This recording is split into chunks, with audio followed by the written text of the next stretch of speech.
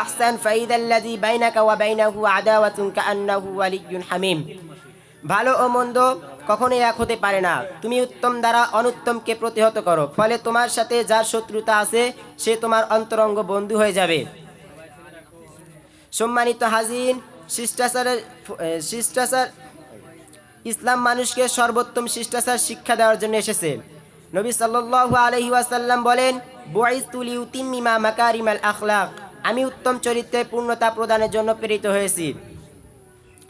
হযরত আয়েশা রাদিয়াল্লাহু আনহাকে রাসূল সাল্লাল্লাহু আলাইহি ওয়াসাল্লামের চরিত্র সম্পর্কে বলা হলে তিনি উত্তরে বলেন, কানা খুলুকুল কুরআন, তার চরিত্র হলো কুরআন। হযরত আনাস রাদিয়াল্লাহু আনহু বলেন, খাদামতুন নাবিয়্যা সাল্লাল্লাহু আলাইহি ওয়াসাল্লাম 10 সিনিনা ফামা ক্বালা লিউফা ওয়ালা লিমা সানাআত ওয়ালা আল্লা সানাআত, আমি দীর্ঘ 10 বছর রাসূল সাল্লাল্লাহু আলাইহি ওয়াসাল্লামের খেদমতে সেবায় নিয়োজিত ছিলাম। কখনো তিনি আমার ব্যাপারে কখনো শব্দটি উচ্চারণ করেননি। তিনি কখনো বলেননি এটা কেন করেছো বা এটা কেন করনি।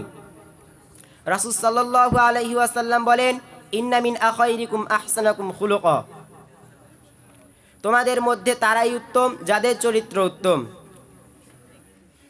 সম্মানিত উপস্থিতি, রাসূল সাল্লাল্লাহু আলাইহি ওয়াসাল্লামের জীবন চরিত্রে দৈনন্দিন প্রতিটি ক্ষেত্রে উত্তম চরিত্রের প্রমাণ পাওয়া যায়।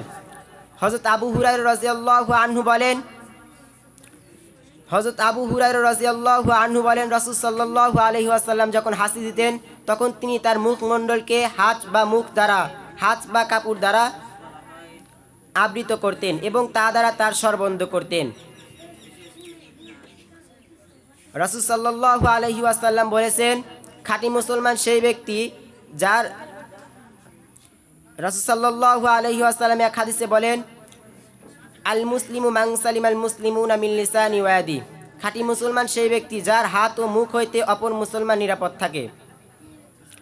আল্লাহ তাআলা আমাদের প্রত্যেক মুসলমানকে রাসূল সাল্লাল্লাহু আলাইহি ওয়াসাল্লামের পূর্ণাঙ্গ অনুসরণ করার তৌফিক দান করুন, আমিন। ওয়া আখিরু দাওয়ানা আনিল হামদুলিল্লাহি রাব্বিল আলামিন।